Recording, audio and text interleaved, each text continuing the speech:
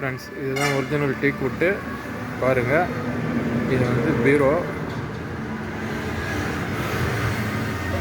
Manual polish தான், Sheen lock polish. பாருங்கள் எப்படி இருக்குதுன்னு.